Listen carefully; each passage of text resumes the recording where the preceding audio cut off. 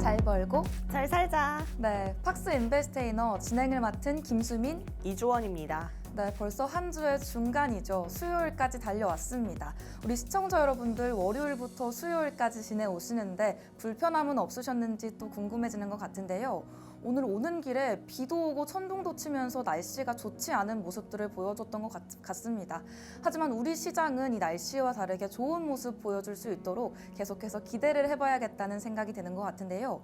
그런 의미에서 오늘도 알찬 코너들로 또 준비를 해봤죠. 네, 맞습니다. 오늘 인베스테이너 오늘도 어김없이 핫 이슈부터 경제 지시까지 그리고 미국 증시, 국내 증시 브리핑까지 들어가 있으니까요.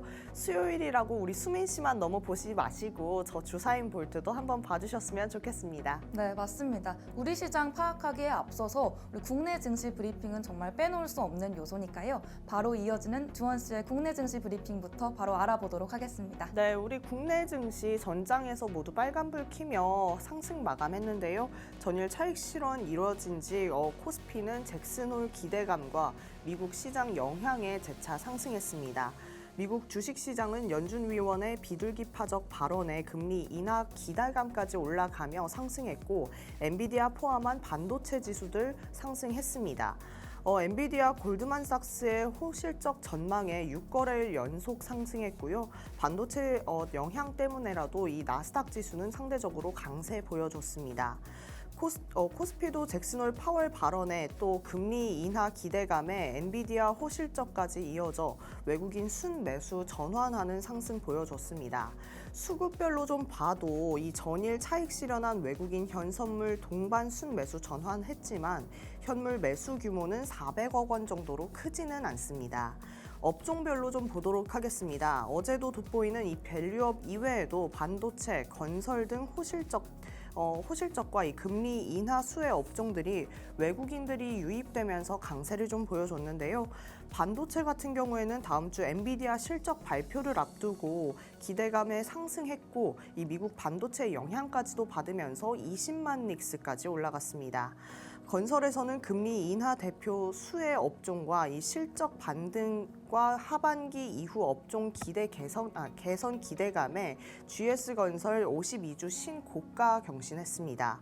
밸류업에서는 메리츠 금융지주, 삼성증권 등이 52주 신고가 경신했고요.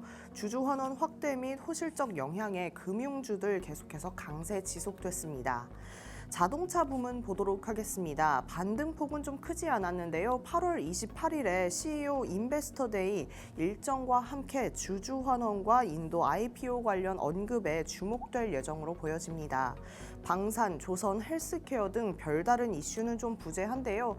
최근 상승에 따른 차익 실현 및 이 순환매가 좀 이루어지는 흐름이라고 볼 수가 있겠습니다. 경기 우려 완화에 정상화 진행 중인 코스피 120선에 조금 근접하고 있습니다만 장중 엔화 지수에 따라서 연동에 따른 이 등락이 좀 지속될 전망으로 보여집니다. 금주 FOMC 이 의사록과 잭슨홀 미팅, 차주에는 엔비디아 2분기 실적 발표까지 일정들 소화할 예정이고요.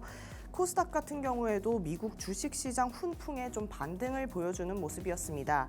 이에 700포인트 후반대까지 지수 방향성 탐색하는 것이 좀 지속될 것으로 보여집니다.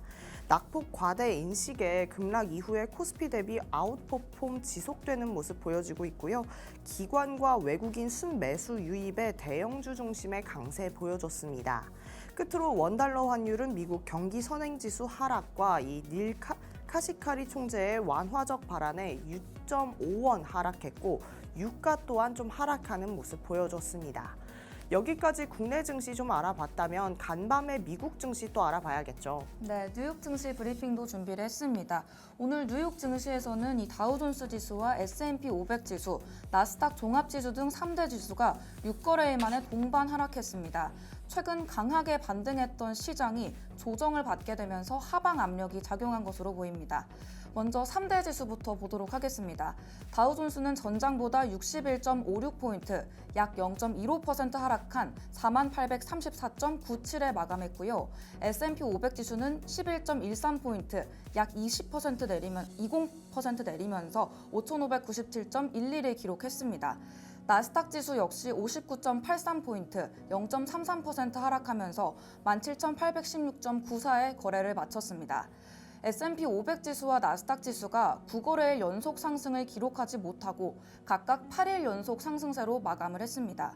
이번 하락이 제롬 파월 연준 의장의 잭슨홀 심포지엄 연설을 앞두고 시장이 속도를 조절하는 차원에서 나타난 것으로 분석이 되는데요. 또 미국 노동부의 비농업 고용 수정치 발표를 앞두고서 이 경계심이 커지면서 시장에 하방 압력이 작용한 것으로 보입니다. 이 고용 수정치의 결과가 시장의 변동성을 크게 유발할 수가 있고요. 또 파월 의장의 연설 내용에도 영향을 미칠 수가 있습니다. 업종별로 보면 에너지 업종은 2.65% 급락하면서 가장 큰 낙폭을 보여줬고요. 대형 제약사 일라이릴리의 주가는 비만 및 당뇨병 치료제 관련 긍정적인 임상시험 결과로 인해서 3% 이상 급등했습니다. 사이버 보안업체 팔로알토 네트워크스는 시장 내상을 뛰어넘으면서 실적 발표 후에 주가가 7% 이상 급등하는 모습을 보여줬습니다. 반면에 엔비디아는 주가가 2% 이상 하락하면서 시가총액 순위에서 3위로 내려앉았습니다. 또 주요 금융기업인 JP모건 체이스는 소폭 하락하면서 50년 내 최장 상승 기록을 아깝게 놓쳤는데요. 뱅크 오브 아메리카는 최대 주주인 버크셔 해서웨이의 지분 매각 공시 여파로 인해서 2% 넘게 하락하는 모습을 보였습니다. 미디어 기업 파라마운트 글로벌 역시 지배지분 인수 관련 소식으로 주가 2% 가까이 하락했습니다. 한편 미셸 보먼 연준 이사가 이렇게 인플레이션이 계속 하락할 경우 금리 인하를 지지할 수 있다. 이런 부분들을 시사했는데요. 이런 부분들이 시장에 추가적인 영향을 줄 것으로 보이기 때문에 이런 부분들까지 안내해드리면서 오늘의 뉴욕 증시 브리핑도 마감해 보도록 하겠습니다. 이렇게 우리 시장, 국내 시장도 알아보고 뉴욕 증시까지 알아봤다면 이제는 우리 시장에 큰 영향을 주고 있는 뜨거운 핫 이슈들도 알아봐야 할 텐데요. 오늘의 핫 이슈도 우리 주원 씨가 먼저 준비해 주셨죠? 네, 맞습니다. 수민 씨 요즘 네. 몸 괜찮으세요? 저는 컨디션이 괜찮은 것 같은데 네. 또 요즘 이렇게 유행하는 병이 있다고 하더라고요. 네, 맞습니다. 바로 이게 엠폭스인데요. 혹시 네. 단어가 좀 생소하진 않으세요? 네, 다른 병들은 들어본 것 같은데 네. 엠폭스라는 건 또 처음 들어보는 것 같습니다. 네, 이 엠폭스는 천연두와 우두 등이 포함된 오르토폭스 바이러스 속에서 이 원숭이 두창 바이러스가 일으키는 희귀 인수공통 전염병이라고 합니다. 원래 원숭이 두창을 가리키는 이 몽키폭스가 정식 명칭이었고요. 엠폭스는 약어였는데 2022년에 세계보건기구에서 특정 문화와 이 지역과 관련해서 감염자에 대한 차별과 낙인이 생기는 것을 좀 방지하고자 정식 명칭을 엠폭스라고 정했다고 합니다. 따라서 같은 해에 질병관리청에서도 이에 대응하는 한국어 표기를 엠폭스로 변경할 것을 권고했습니다. 엠폭스는 원래 아프리카의 열대우림에 서식하는 영장류와 이 설치류 사이에서 전파되는 바이러스이긴 한데요. 사람도 영장류에 속하는 만큼 감염된 동물에게 접촉한 사람에게도 발병이 된다라고 합니다. 이 엠폭스는 발열과 근육통 그리고 수포성 발진 이것들을 수반하는데 천연두와도 매우 유사한 증상을 보인다라고 합니다. 더불어 합병증을 유발하기도 하는데요. 환자 중에 23% 정도가 이 눈 관련 합병증을 띠고 있다라고 합니다. 최근 세계보건기구가 급성 발진성 이 감염병 엠폭스에 대해서 국제적 공중보건 비상사태를 선포한 가운데 필리핀에서도 엠폭스 확진자가 나왔다고 합니다. 이 남성의 증상은 일주일 전 발열로 시작이 됐고요. 4일 후부터는 얼굴, 등, 목덜미, 몸통, 손바닥, 발바닥 등에서 뚜렷한 발진 등이 발견된 것으로 밝혀졌습니다. 올해 아프리카국 이외의 나라에서 엠폭스 환자가 발견된 것은 지난 15일 스웨덴, 지난 16일 파키스탄 이후로 세 번째입니다. 엠폭스는 주로 유증상 감염 환자의 접촉과 통해서 전파가 되는데 동물과 사람, 사람과 사람과의 관련된 감염은 환경 간의 사람 간 접촉을 통해서 엠폭스에 감염될 수 있다라고까지 이야기가 나오고 있습니다. 주식에 여기서 좀 미친 사람 같긴 하겠지만 그래도 우리는 결국 주식 이야기를 할 수밖에 없겠죠. 우리는 주식 이야기를 또 해봐야 될 텐데 네. 수민 씨 어떤 종목들이 좀 이거에 관련돼서 주목을 좀 받을 것 같나요? 아무래도 코로나 때처럼 이런 진단 키트주 같은 것들이 상향을 하지 않을까 이런 생각이 드는 것 같습니다. 네, 맞습니다. 진단 키트주로서도 좀 각광을 받았던 시젠이 AI 기반 시약 개발 자동화 시스템을 사용해서 엠폭스를 판별하는 기술을 개발했다라고 합니다. 또한 최근 다시 유행하고 있는 이 코로나19 진단 키트 기술도 보유하면서 투자자들에게 큰 주목을 받는 것으로 풀이가 됩니다. 관련 종목으로는 또 캐스피온도 있습니다. 역시나 엠폭스가 화두가 되면서 주가가 오른 종목이긴 한데요. 생소하긴 하지만 이제는 이와 관련된 여러 종목들 좀 알아두셔야겠습니다. 수민 씨, 요번에 이렇게 엠폭스 관련 이야기를 들으면서 또 떠오르는 생각들이 또 있으신가요? 아무래도 메르스부터 신종플루, 코로나까지 이번에는 엠폭스가 또 등장했다고 하니까 이런 전염병을 정말 우리가 이제는 피할 수 없는 단계에 왔다 이런 생각이 드는 것 같기도 한데요.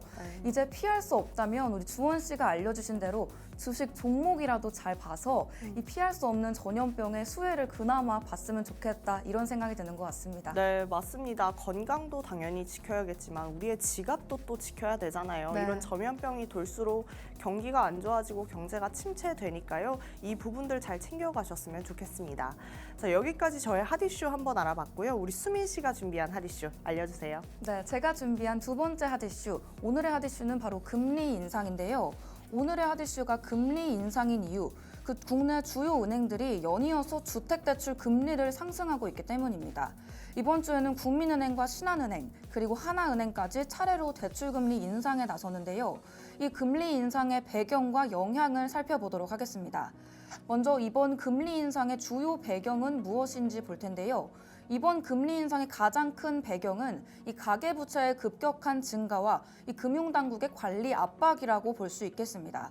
이 최근 몇 달간의 가계대출이 급격하게 증가를 하면서 금융당국이 이를 억제하기 위해서 강력한 조치에 나선 건데요. 하지만 시장금리가 여전히 하락세를 이어가고 있기 때문에 대출 수요는 줄어들지 않고 있는 상황입니다. 이 때문에 은행들이 대출금리를 연이어서 인상하면서 대출 수요를 억제하려고 있는 상황인데요. 주원 씨, 우리 네. 은행에 대출이 있으신가요? 저는 대출은 따로 없고 네. 모아둔 돈도 없고 대출도 없는 것 같습니다. 네, 이렇게 주원 씨처럼 은행에 대출이 없는 상황이라면 다행인데 이렇게 새로 대출을 실행하시려는 분들에게는 큰 부담이 될 수 있겠다 이런 생각이 드는 것 같습니다. 국민은행과 신한은행 그리고 하나은행 모두 이번 주에 주택담보대출과 전세자금 금리를 모두 인상할 예정이라고 하는데요. 은행들이 주택담보대출 금리를 0.2%포인트에서 최대 0.6%포인트까지 올리면서 이미 지난달에도 여러 차례 금리 인상을 단행한 바 있습니다. 이렇게 지속적인 금리 인상이 가계에 큰 부담을 주고 있는 상황인데요. 주원 씨는 대출이 없다고 하셨지만 이렇게 금리가 인상되니까 피부로 느껴지는 불편함이 있으신가요? 아무래도 전세 대출에 대한 부분인 것 같아요. 네. 얼마 전까지만 해도 야, 그 월세 낼 바에는 전세 대출 받아서 대출 이자 내는 게 낫겠다라는 네. 이야기가 나왔고 실제로 그 이자 값이 나왔는데 네. 지금은 거의 월세급이 되더라고요. 네. 그래서 그런 것들이 좀 저에게 금리 인상에 대해서 피부로 와닿는 게 아닌가 싶습니다. 네, 맞습니다. 이런 부분뿐만 아니라 우리 시청자분들에게도 피부로 느껴지는 분들이 있을 것 같은데요. 이러한 금리 인상이 가계와 시장에 미치는 영향이 구체적으로 무엇인지 짚어보도록 하겠습니다. 이렇게 금리 인상이 계속되게 되면 가계의 이자 부담이 크게 증가합니다. 앞서서 주원 씨가 말씀해 주신 대로 이 대출을 보유하고 있는 가계뿐만 아니라 앞으로 대출을 계획하고 계시는 분들도 큰 타격을 받을 수가 있는데요. 또 금리 인상이 주택 매입 수요를 억제하기 때문에 이 부동산 시장까지도 영향을 미칠 가능성이 큽니다. 이 대출 비용이 높아지면서 주택 구매를 미루는 사람들이 늘어나게 되고 이는 전세 수요의 증가로 이어질 수 있는데요. 결과적으로는 전세 가격이 상승하고 전반적인 주거 비용이 높아지는 문제까지도 초래할 수가 있습니다. 이런 상황들이 이어지게 된다면 우리 주원 씨는 이런 전세를 이용할 것 같으신가요? 전세를 참 이용하고 싶죠. 사실상 네. 월세는 정말 그냥 버려지는 돈이라고 느껴지니까요. 그런데 전세 사기 문제도 많고 이렇게 네. 대출 금리까지 오른 상황에서 전세를 탐내기는 조금 쉽지 않은 것 같아요. 네, 맞습니다. 소비자들의 의견도 이렇게 분분하게 나눠지는 상황이기 때문에 그렇다면 이 금융당국의 대응과 소비자들의 대응 방안이 궁금해지는 상황인 것 같은데요. 과연 어떤 대책들이 있는지 살펴보도록 하겠습니다.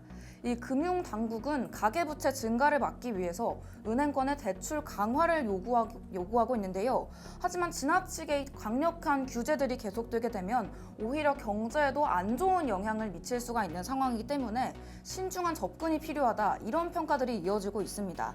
소비자들이 우선 자신의 재정 상황을 현명하게 점검을 하고 대출 조건들도 꼼꼼하게 살펴봐야 할 텐데요. 특히 변동금리보다는 고정금리 대출을 선택해 볼 수가 있고 장기적인 상환 계획을 세워서 금리 인상에도 대비를 해두시는 것이 좋겠습니다. 오늘의 핫이슈는 이렇게 금리 인상 이슈에 대해서 알아봤는데요. 주요 은행들의 연이은 금리 상승이 이어지고 있으면서 가계와 시장에도 많은 영향을 주고 있는 만큼 이 이슈에 대해서도 계속해서 눈여겨보셔야겠다는 말씀 드리고 싶습니다. 이렇게 주원 씨의 엠폭스부터 저의 금리 인상까지 우리 시장에 큰 영향 주고 있는 핫이슈들을 알아봤다면 이제는 조금 재미있는 이야기들을 알아보고 싶은데요. 네. 바로 생활 속의 경제 이야기 시간이 준비되어 있는데 네. 주원 씨, 네. 오늘은 또 어떤 재미있는 이야기가 준비되어 있나요? 이렇게 생활 속의 경제 이야기 시간인데 오늘은 좀 핫 이슈에 이어서 세계적인 이야기를 좀 해볼까 합니다. 네. 세계적인 기업들의 이야기를 좀 해볼 건데요. 네. 저는 먼저 루이비통의 시작에 대해서 말씀드리도록 하겠습니다. 19세기 중반에 루이비통은 파리에서 작은 가방 가게로 일을 시작했습니다.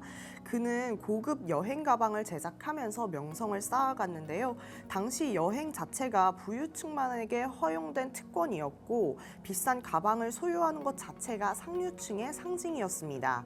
루이비통은 점차 자신의 사업을 약간은 확장해가며 고급 브랜드로 성장을 시켰고 현재는 루이비통, 모에 헤네시는 이 전 세계에서 가장 가치 있는 럭셔리 브랜드 중 하나로 작은 가방 제작사의 꿈이 엄청난 제국의 성장으로 이어진 것이 이 예시라고 볼 수가 있겠습니다. 네, 작은 시작이었다는 게 놀라울 정도로 루이비통이 현재는 정말 유명한 브랜드로 기능하고 있는 것 같은데요.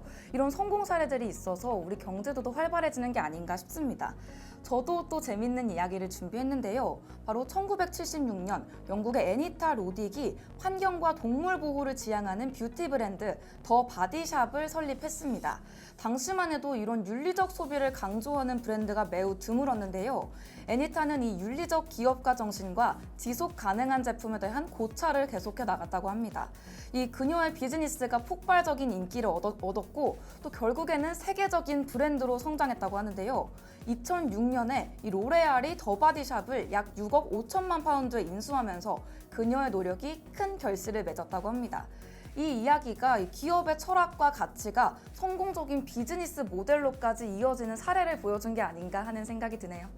네. 더 바디샵 많이 사용하시나요? 네, 저는 되게 좋아해서 이 브러쉬까지도 많이 사용하고 있었는데 네. 그 로레알에 인수되었다는 사실은 오늘 또 다시 안 것 같습니다. 저에게는 사실상 제가 화장을 잘 몰라서 네. 와닿지 않는 기업이긴 했는데 이번에 제가 말씀드릴 기업은 수민 씨도 저도 정말 관심이 많은 기업인데 혹시 맞춰볼 수 있겠어요? 잘 모르겠어요. 힌트 있나요? 우리의 핸드폰, 핸드폰, 노트북 다 이걸 거예요. 바로 삼성전자? 아닙니다. 애플? 네, 애플입니다. 오. 자, 애플은 1976년 스티브 잡스와 스티브 워즈니악, 로널드 웨인이 차고에서 시작한 작은 회사였습니다. 그들의 첫 제품은 애플 1인데요. 이 당시에 다른 컴퓨터와 달리 조립된 상태로 제공이 되어서 사용자가 쉽게 사용할 수 있었다라고 합니다.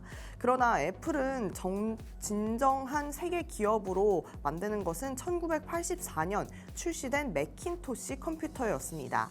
이후 2000년대에 들어가면서 아이판, 아이폰, 아이패드 등 혁신적인 제품들을 연이어 출시를 했고 디지털 혁명을 조금 이끌어가는 모습 보여줬죠. 특히 아이폰은 이 스마트폰 산업에서 판도를 바꾸면서 애플을 글로벌 기술 리더로 자리매김하기로 했다라고 볼 수도 있을 것 같습니다. 네, 아직도 스티브 잡스의 첫 이 퍼포먼스가 아직도 기억에 남는데요. 네. 핸드폰 보여줬던 모습이 아직 기억에 남는데 아직도 글로벌 선두주자로 기능하고 있다는 게 정말 놀라운 기업이지 않나 싶습니다. 네.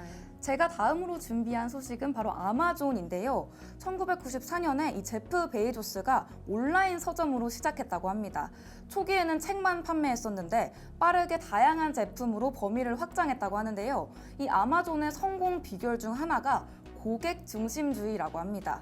이 베이조스가 항상 고객의 경험을 최우선으로 하고 이를 바탕으로 편리한 결제 시스템, 신속한 배송 서비스와 방대한 제품군까지 빠르게 갖췄다고 하는데요. 현재 아마존이 전자상거래뿐만 아니라 이 클라우드 컴퓨팅, 스트리밍 서비스와 인공지능 등 이 다양한 분야에서 선두를 달리고 있는 상황이라고 합니다. 네, 그렇군요. 역시나 뭐 작은 기업에서 큰 기업으로 출발하게 된 거는 고객들이 참 많이 경험을 해봐야 하는 것 같아요. 자, 그럼 제가 준비한 마지막 기업은 구글입니다. 1998년 스탠포드 대학교 박사 과정에 있었던 이 레리 페이지와 세르게이 브린이 창립한 검색 엔진 회사입니다. 당시 이미 여러 검색 엔진들이 좀 존재하기는 했는데요. 구글은 더 정확하고 빠른 검색 결과를 제공하면서 급성장했습니다. 구글의 검색 엔진 알고리즘은 이 페이지 랭크라는 독특한 방식으로 웹페이지의 중요도를 좀 평가해줬고, 이는 검색의 질을 크게 향상시켜줬습니다. 이후 구글은 광고, 유튜브 인수, 안드로이드 운영체제 등 사업 영향을 어쨌든 확장을 많이 시키면서 세계에서 가장 영향력 있는 기술 기업 중 하나가 되었습니다. 네, 이 구글이라는 게 옛날에 야후가 있던 시절부터 있었던 것 같은데 이 야후는 사라지고 구글은 또 남았잖아요. 네. 이렇게 저는 기업들이 가만히만 있으면 성장을 하고 남아있구나 이렇게 생각한 적도 있었는데 그게 사실 아니란 생각이었다라는 생각이 드는 주원 씨의 안내였던 것 같은데요. 이 구글이 살아남기 위해서 인공지능도 도입하고 이렇게 노력을 했던 만큼 우리 애플에 대적하기 위해서 노력했던 삼성전자의 노력도 빼놓을 수가 없을 것 같은데요. 제가 스포를 살짝 했지만 제가 다음으로 준비한 기업이 바로 삼성전자입니다. 이 삼성전자가 1969년에 설립되었는데 초기에는 주로 가전제품, 그리고 전자부품들을 생산하는 회사였다고 합니다. 1980년대에 들어서야 이 반도체 사업에 뛰어들게 됐는데 이 반도체 사업에 진출하면서 급성장을 이뤄내게 됩니다. 특히 D램 시장에서의 성공이 삼성전자를 글로벌 반도체 강자로 만들어주게 됐는데요. 이후 모바일 사업까지도 진출을 하면서 갤럭시 시리즈 스마트폰으로 이 세계 시장에서 애플과 경쟁하게 됐고요. 현재는 TV와 반도체, 스마트폰 등 여러 가지 분야에서 세계 1위를 차지하고 있다고 합니다. 이 삼성전자의 지속적인 연구 개발 투자 그리고 혁신적인 제품 출시들이 이 글로벌 성공까지도 이끌었다는 이야기 오늘의 생경이 시간에서 전해드렸습니다. 네, 좋습니다. 저희가 이렇게 안내해드리는 정보들과 핫이슈까지도 조금 아쉽다 하시는 분들 계실 수 있을 네. 것 같아요. 그래서 저희가 준비한 곳이 이 유튜브에 팍스탁이 있습니다. 여기 들어오시면 또 다른 전문가님들도 다양한 정보들 전달해드리고 있고요. 여러 방면의 의견들 보시면서 공부하시는 게 도움이 될 것 같으니까요. 구독, 좋아요, 알림 설정까지 해놓으시고 보시면 더 유익하겠습니다. 네, 영상으로 볼 수 있는 팍스탁 구독, 좋아요, 알림 설정 하셨다면 아직도 봐야 하는 매체들이 또 남아 있는데요. 바로 중앙에 나가게 되는 이 QR코드 스캔해 보시면 들어오실 수 있는 팍스 통신망입니다. 여기서 정말 유용한 정보들이 알차게 정리가 되어 있는데요. 우리 멘토님이 주시는 정보들 장 개장 전부터 우리 시청자분들에게 전달해드리고 있으니까요. 장 개장 전부터 공부해보고 싶으시다, 정리된 정보들로 알찬 소식들 내가 먼저 알아보고 싶다 하시는 분들은 바로 지금 팍스 통신망 들어와 보시면 좋을 것 같습니다. 그럼 저희는 2부에서 이 팍스 통신망과 팍스탁 유튜브만큼이나 알찬 시간으로 돌아오도록 하겠습니다. 그때까지 채널 고정!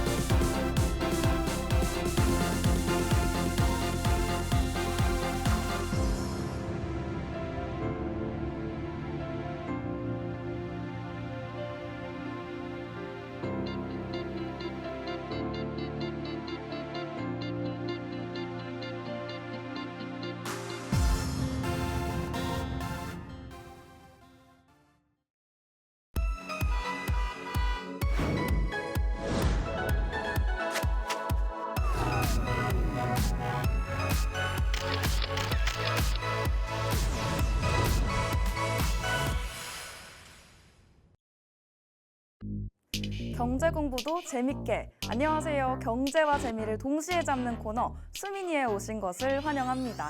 수민이가 뭐지 하시는 분들 아직도 계실 것 같은데요. 바로 애덤 스미스가 알려드리는 수MC의 민감한 경제 이야기 시간입니다.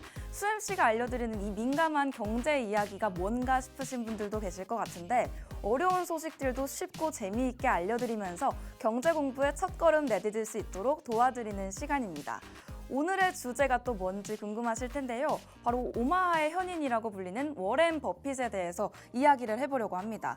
이 투자하면 워렌 버핏을 떠올리시는 분들도 많을 것 같은데요. 이 투자계에 살아있는 전설이라고 불리는 그가 어떻게 이 지금의 자리까지 올랐는지 오늘 우리가 그의 투자 철학을 살펴보면서 그의 투자 철학을 통해 우리에게까지도 연결시켜보는 시간 가져보려고 합니다. 또 중간중간 퀴즈까지도 준비했으니까요. 함께 이 시간 즐겨보시면 좋을 것 같습니다. 먼저 이 워렌 버핏이 누구인지 간단히 짚고 넘어가 봐야 될 것 같은데요. 이 워렌 버핏이 현재 버크셔 해서웨이의 회장 겸 CEO로서 세계에서 가장 성공적인 투자자 중 한 명입니다. 그는 어린 시절부터 숫자와 돈에 관심이 많았다고 하는데요. 11살에 첫 주식을 샀다고 합니다. 그때부터 지금까지 이 워렌 버핏의 성공적인 투자가 모두 가치 투자에 기초를 하고 있습니다. 이 가치 투자가 쉽게 말해서 기업의 내재 가치를 분석하고 그 가치보다 싸게 거래되는 주식을 매수하는 방법입니다. 그 가치가 시장에서 인정받을 때까지 오래 보유하면서 수익을 보는 전략인데요. 버핏이 이렇게 투자를 이어가면서 오랜 시간 동안 꾸준하게 수익을 쌓아왔습니다. 하지만 그가 말하는 가치라는 게 단순히 수치로 계산되는 게 아니죠. 이 버핏은 사업의 본질, 즉 기업의 강점과 장기적인 경쟁력을 가장 중요하게 여겼다고 합니다. 그런 의미에서 첫 번째 퀴즈 나갑니다. 이 워렌 버핏이 투자 철학의 기초로 삼은 게 무엇일까요? 오늘도 우리 주원 씨에게 여쭤보도록 하겠습니다. 네, 워렌 버핏 하면 또 네. 그 기업이 어떠한 가치를 가지고 있다라는 것을 좀 미리 알아보고 투자했던 가치 투자가 아닌가 싶습니다. 네, 정답 가치 투자입니다. 우리 주원 씨가 아침부터 정말 성실하게 들어주고 있는 것 같은데요. 이 버핏이 기업의 내재 가치를 분석하고 그 가치보다 저렴하게 거래되는 주식들을 매수하는 것, 즉 다시 말해 이 가치 투자를 중요하게 생각을 했습니다. 이 버핏의 투자 철학이 어떻게 실현됐는지 그 대표적인 투자 사례들도 살펴봐야 할 텐데요. 첫 번째로 코카콜라를 예로 들어볼 수가 있을 것 같습니다. 이 버핏이 코카콜라가 전 세계적으로 사랑받는 브랜드라는 점에 주목을 했습니다. 코카콜라가 강력한 브랜드 파워를 가지고 있고 사람들이 계속해서 찾는 제품을 만들어내는 기업이다. 이렇게 판단을 한 건데요. 그래서 워렌 버핏은 이 코카콜라 주식을 대거 매입했고요. 지금까지도 그 주식을 보유하고 있습니다. 이 코카콜라의 주가가 꾸준히 상승을 해왔고 배당금 역시 매년 지급되고 있기 때문에 버핏이 이 투자를 통해서 엄청난 수익을 올렸다고 하네요. 다음으로는 아메리칸 익스프레스입니다. 이 1960년대에 아메리칸 익스프레스가 위기를 맞았던 시절이 있다고 합니다. 이때 대부분의 투자자들은 이를 위험 신호로 봤고 이 주식을 팔기도 했었는데요. 하지만 워렌 버핏은 이때 이 회사를 더 깊게 분석했습니다. 이 회사를 깊이 분석해보니까 금융 서비스의 본질적인 강점은 여전하다라는 걸 파악할 수가 있었는데요. 그는 이 기회를 놓치지 않고 주식을 대량으로 매입했습니다. 결국에 아메리칸 익스프레스도 위기를 극복하면서 성장했는데요. 버핏은 이 투자를 통해서도 큰 수익을 올리게 됐습니다. 그리고 최근의 사례로는 애플을 얘기해 볼 수가 있겠는데요. 버핏이 오랫동안 이 기술 주식에는 신중한 입장을 보였습니다. 하지만 이 애플의 강력한 브랜드 파워 그리고 고객 충성도를 보고 투자하기로 결정을 했습니다. 이 애플이 단순히 제품을 판매하는 회사가 아니라 고객들에게 생태계를 제공하는 점이 이 그의 결정에 큰 영향을 미치게 됐는데요. 이 투자 역시도 엄청난 성공을 거뒀습니다. 최근에는 애플을 매도하게 되면서 이슈가 되기도 했었는데요. 현금 마련을 위해서 매도한 것이다 라는 입장을 밝히기도 했었는데 이 버핏의 투자에 주목하고 있는 저 같은 버핏 추종자들은 이런 선택으로 애플에 대한 불안감을 가지기도 했었습니다. 여기서 두 번째 퀴즈가 준비되어 있습니다. 이 워렌 버핏이 아메리칸 익스프레스에 투자했었다 이렇게 말씀을 드렸는데요. 이 워렌 버핏이 아메리칸 익스프레스에 투자하게 된 계기는 바로 무엇일까요? 어쨌든 워렌 버핏 스타일대로 네. 그 회사 자체의 본질적 가치를 좀 보았다라고 볼 수가 있겠고요. 네. 어쨌든 재정적인 안정감도 봤다라고 생각을 합니다. 네, 맞습니다.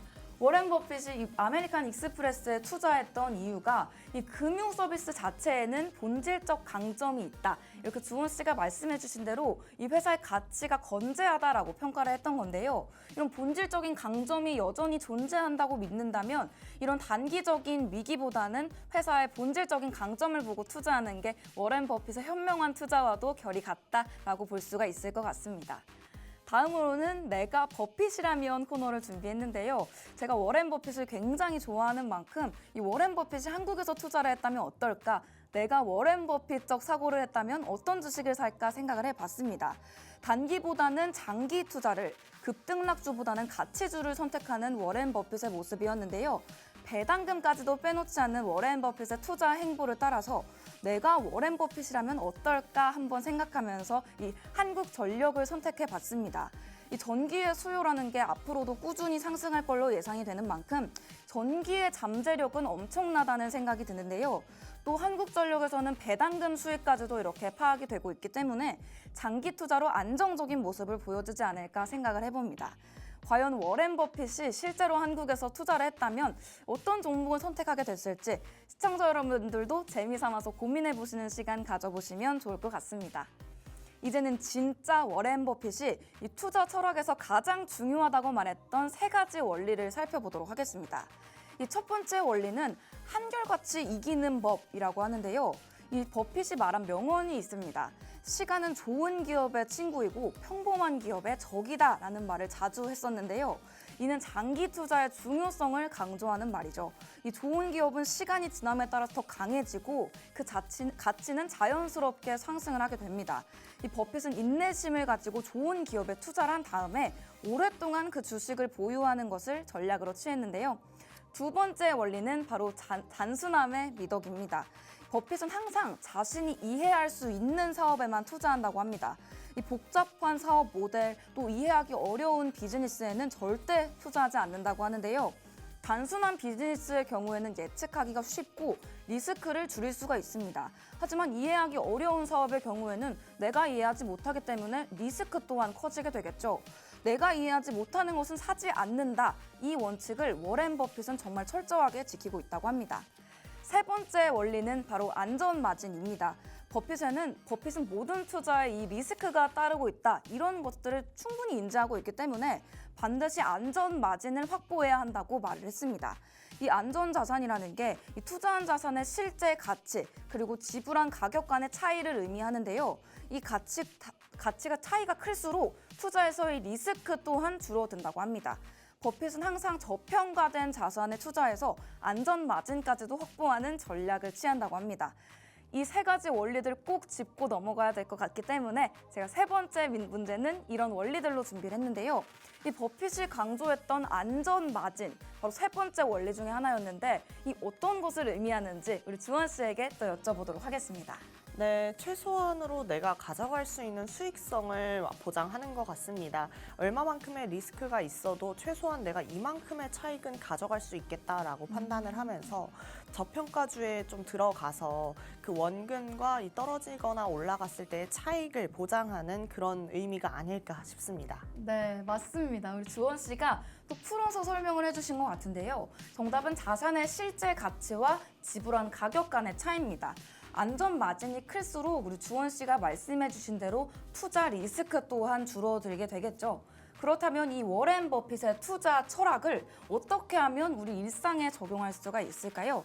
몇 가지 실천 가능한 방법들 소개해 드리도록 하겠습니다. 먼저 초보 투자자를 위한 조언입니다. 버핏은 일반 투자자들에게 인덱스 펀드에 투자하는 것을 권장하는데요. 예전에 주원 씨가 이 주원 퀴즈 시간에 펀드에 대해서 알려드린 적이 있는데 이 인덱스 펀드라는 건 특정 시장의 지수를 따라가는 펀드에 해당합니다.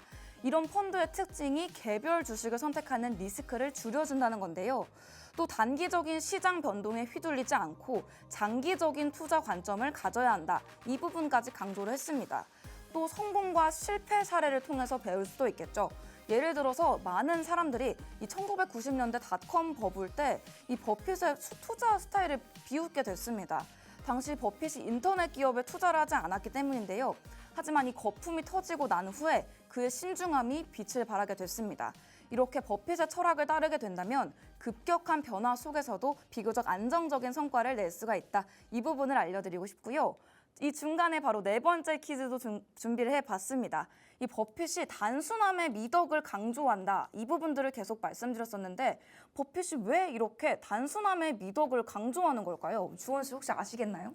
어쨌든 내가 투자하는 기업이면 저번에 네. 제가 말씀드렸던 것처럼 투자를 하게 되면 나 또한 경영진으로 참여하게 되는 건데 내가 이해가 가지 않고 내가 와닿지 않는 경영과 어떠한 뭐 사업 체제 자체를 네. 투자한다는 것 자체가 워렌 버핏은 좀 합당하지 않다라고 생각을 한 것 같아요. 그래서 좀 단순하게 내가 나에게 와닿는 것들을 투자해야겠다라고 생각을 한 것 같습니다. 네, 맞습니다. 단순한 비즈니스가 또 예측하기 쉬워서라고 답을 달아봤는데요. 우리 주원 씨가 말씀해 주셨듯이 주식을 산다는 게 내가 그 회사에 참여하는 것과 마찬가지인데 우리가 그 주식이 어떻게 돌아가는지를 이해하지 못하고 있다면 사실상 잘못된 투자였다라고 판단해도 무방하겠죠. 이렇게 예측하기 쉬운 비즈니스를 선택하면서 버핏은 자신이 이해하기 어려운 비즈니스에는 절대로 투자하지 않았다고 합니다.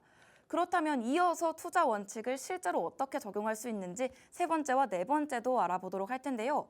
이번에는 조금 뻔한 이야기라고 생각하실 수도 있지만 무엇이든 기초가 가장 중요한 법이잖아요. 세 번째도 알아보도록 하겠습니다. 이 세 번째, 바로 독서와 공부 이렇게 적어봤는데요.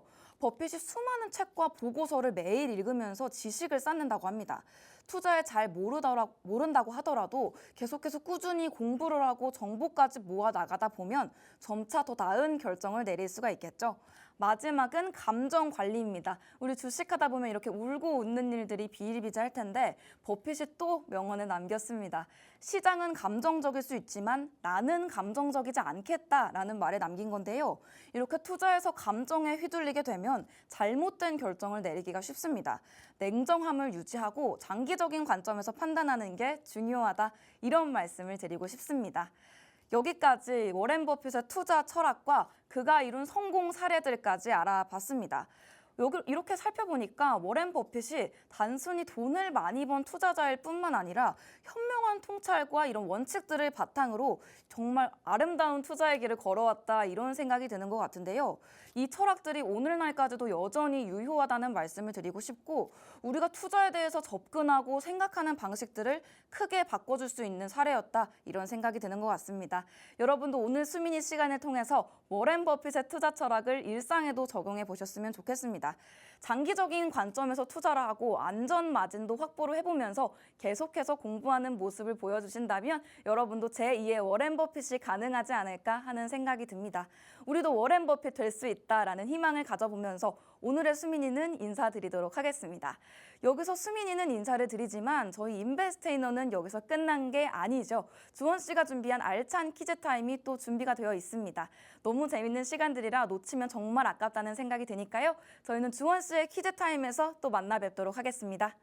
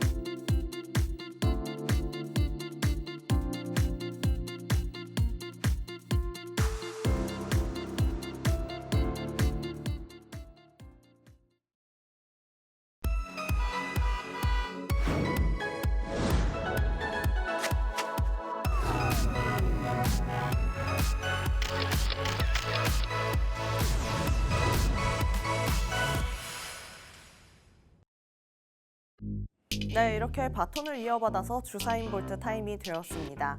오늘은 또 어떤 특별한 이야기와 퀴즈가 준비되어 있을지 한번 기대해보면서 출발해봤으면 좋겠습니다.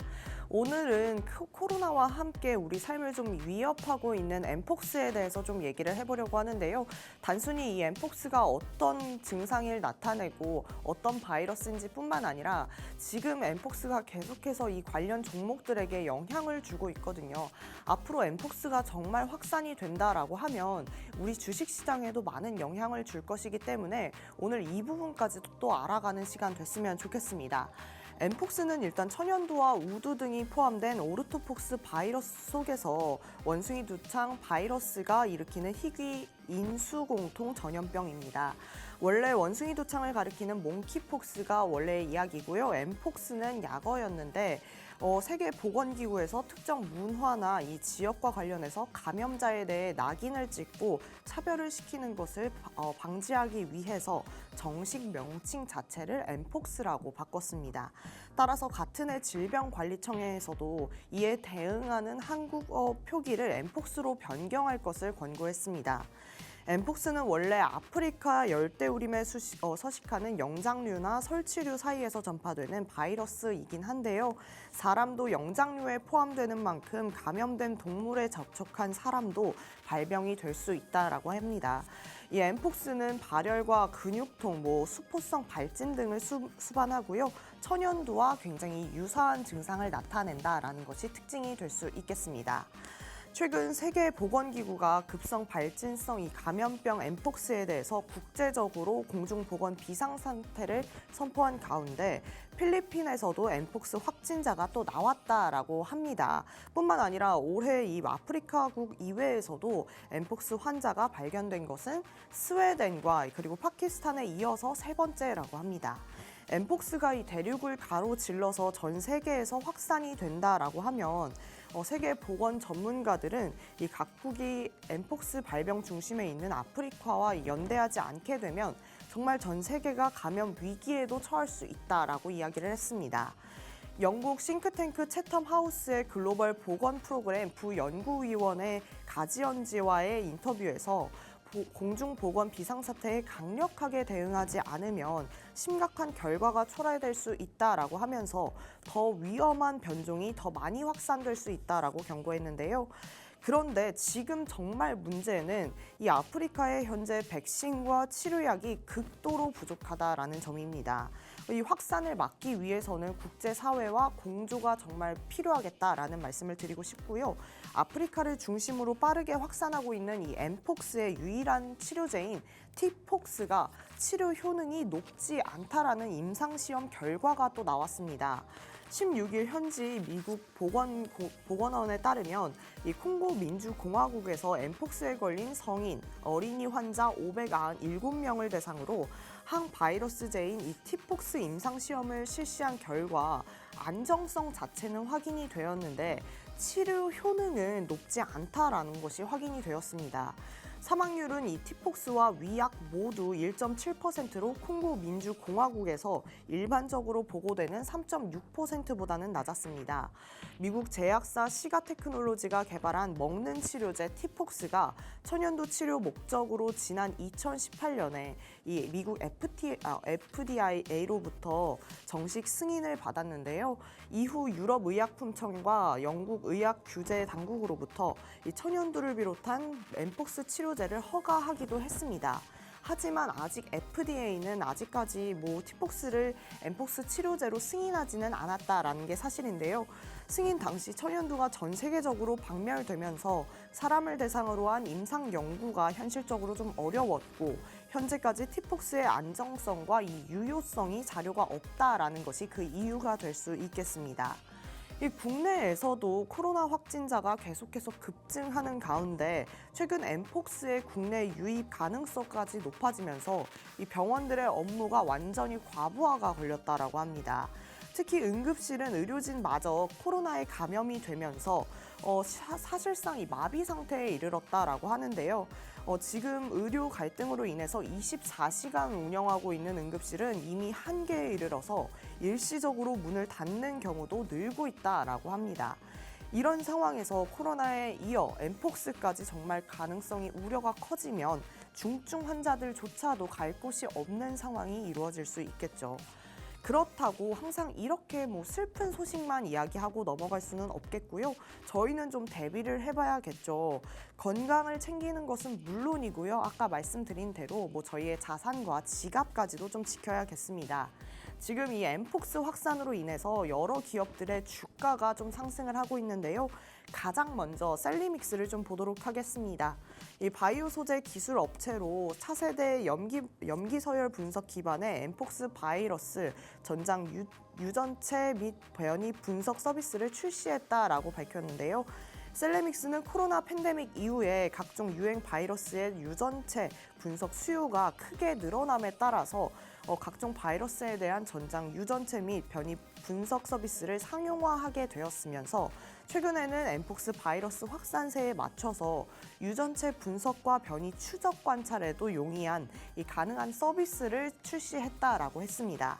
그 다음으로는 시젠입니다. 이 시젠 또한 이 인공지능 기반 시약 개발 자동화 시스템을 통해서 엠폭스를 판별하는 기술을 좀 개발을 해줬습니다. 또한 최근 다시 유행하고 있는 이 코로나19 이 진단키트 기술도 보유하면서 투자자들의 큰 주목을 받은 것도 풀이가 되고 있습니다. 진단 기업에서 휴마시스가 코로나19 재유행과 함께 이 엠폭스 국내 유입의 가능성으로 주가가 한껏 더 끌어올라 갔습니다. 휴마시스가 그간 업황이 좀 변동됨과 함께 내홍이 컸었는데요. 그만큼이나 반동 가능성이 조금은 기대가 된다라고 합니다. 휴마시스는 원래 여러 분쟁에 좀 휘말려 있었습니다. 창업자인 차정학 대표가 지난해 보유한 지분을 아티스트 코스메틱 650억 원에 사들이면서 최대 주주로 오르면서 인수 과정에서 이 휴마시스 소액 주주 연대가 소송을 벌였고요. 거기에서 이제 경영권 분쟁이 발발하기 시작했습니다. 현 시점에서 아티스트 코스메틱 체제가 안정세를 띠고 있으나 여전히 주가 변동에 따른 소액 주주들의 약간은 불만은 계속해서 나오고 있고요. 그럼에도 불구하고 이 코로나19 유행하던 시기에 진단키트 사업을 벌이면서 진단키트사로 이름을 알린 기업이니만큼 2020년에 들어서 휴마시스의 시가총액이 1조 원대를 돌파했었고 매출액도 2020년 기준 457억 원에서 2022년에는 4,712억 원으로 급성장을 이뤄내기도 했습니다. 이번 엠폭스도 휴마시스에게 큰 힘이 되어줄 수 있을지 한번 지켜봐야겠습니다. 마지막은 파미셀입니다. 파미셀은 미국의 천연두 치료제 개발업체인 키메릭스와 함께 핵심 중간체를 좀 공급하고 있습니다. 더불어서 미국 키메릭스가 개발 중인 천연두 치료제 브린시도포비어의 원료 의약품 공급 협력을 또 체결했다라고 합니다. 2018년에 FDA가 브린시도포비어의 이 신속 심사를 허가하기는 했는데요. 현재 신약으로 승인한 상태인 만큼 파미셀의 행보 또한 좀 지켜볼 수도 있을 것 같습니다. 자, 여기까지 이제 요즘에 너무 화두가 되고 있는 엠폭스에 대해서도 얘기를 해봤는데요. 우리 수민 씨의 생각이 또 궁금합니다. 오늘 어떠셨어요, 수민 씨? 네, 또 우리 주원 씨가 앞서서 말씀해 주신 대로 우리 건강도 지켜야 하지만 이 자산과 이 지갑도 꼭 지켜야 하잖아요. 이런 전염병이 돌 거라고 예고가 될 때마다 건강에 대한 대비도 해야겠지만 우리 자산과 지갑을 지킬 수 있는 방법에 대해서도 대비를 해봐야겠다 이런 생각이 드는 것 같습니다. 네, 맞습니다. 건강도 건강이고 우리가 풍요롭게 살아가는 것도 또 중요하니까 네. 이 부분 저희 팍스 인베스테이너와 함께 준비하셔도 좋겠습니다. 저희 팍스 인베스테이너는 오늘 좀 여기서 인사를 드려보려고 합니다.